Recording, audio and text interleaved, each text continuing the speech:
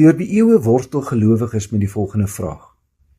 As ek 'n kind van die Here is, en hy is lief vir my, waarom beleef ek soveel swaar en seer in hierdie wêreld?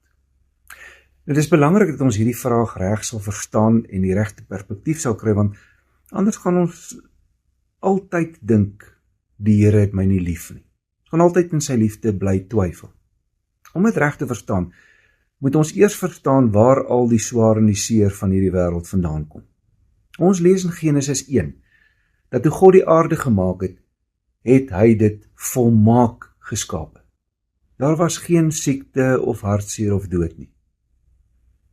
Maar toe kom Genesis 3, die sondeval. En toe die sonde in die wêreld inkom, het die volmaaktheid van die paradys verdwyn.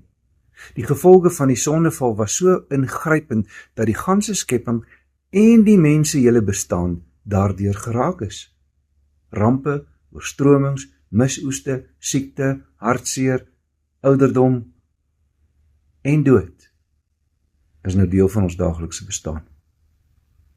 Wat ons nou goed moet verstaan, is dat die Here nêrens sy woord beloof dat die oomblik wanneer jy 'n Christen word, wanneer jy sy kind word, hy jou in 'n glaskassie gaan sit en jou teen al die smart en die seer van hierdie wêreld gaan beskerm nie. Inteendeel, die Bybel getuig juis daarvan dat gelowiges swaar ly in hierdie wêreld. Dink maar aan die Here Jesus. Gedurende sy aardse lewe het hy voortdurend beleef hoe dat die leiers van die volk hom wil doodmaak. Kyk net op wat 'n verskriklike wyse het hy gesterf. Ek is mos nie meer of beter of belangriker as hy, dat hierdie dinge nie met my gaan gebeur nie.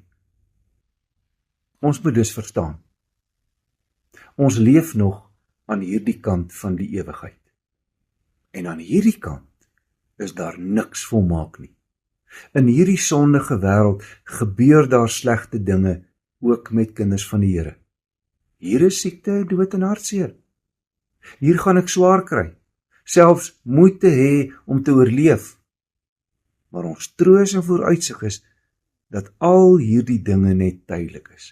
Eendag, wanneer die Here Jesus kom op die wolke van die hemel, dan sal hy dit verander, en ons sal in volmaaktheid by hom woon. Maar hoe weet ek dan, of die Here my lief het? Vra u. Die Here se liefde vir my, word nie maar alleen daarin gemeet dat dit my goed gaan nie. As ek die dinge wat in my lewe gebeur as 'n maatstaf wil gebruik van die Here se liefde vir my, wel dan beweeg ons op 'n baie gevaarlike terrein. Dit sou beteken dat ons 'n soort teologie aanhang waarin God wit broodjies het. 'n Soort onregverdige God wat vir jou meer omgee as vir my, want dit gaan met jou beter as met my. Dit is eenvoudig net nie Bybels nie. Die fout wat ons maak, is om ons blind te staar teen al die swaar en die seer wat ons beleef, en dan vergeet ons die boodskap van die skrif.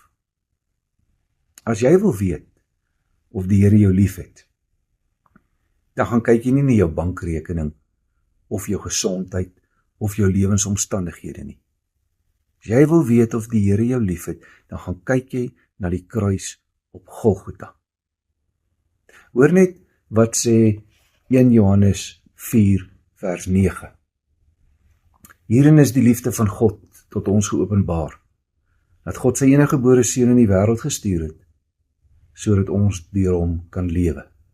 En vers 10, hierin is die liefde, nie dat ons God lief gehad het nie, maar dat hy ons lief gehad het en sy seun gegee het as 'n versoening vir ons sondes. As jy God se liefde vir jou wil sien, kyk na die kruis op Golgotha, want God het sy seun geoffer, sodat jy gered kan word. Ons perspektief moet dus verander. Nie my lewe nie, maar Christus se lewe is die bewys van God se liefde vir my. Jy mag nie toelaat dat jou lewensomstandighede 'n vraagteken werp oor God se liefde vir jou nie. Die slegte dinge wat jy beleef en die swaar wat jy ervaar, is slegs die bewys dat jy nog aan hierdie kant van die volmaaktheid woon. Jy is nog nie in die hemel nie. Jy staan nog met jou voete op hierdie sondige aarde. As die Here wil, praat ons môre verder hieroor. Kom ons bid. Ons almagtige God en hemelse Vader, ons bely dat ons lewensomstandighede ons soms laat twyfel in U liefde vir ons. Ons bid dat U ons deur die Gees voortdurend sal herinner dat die bewyse van U liefde vir ons die kruis op Golgotha is en nie die swaar en die seer wat ons hier beleef nie. Amen.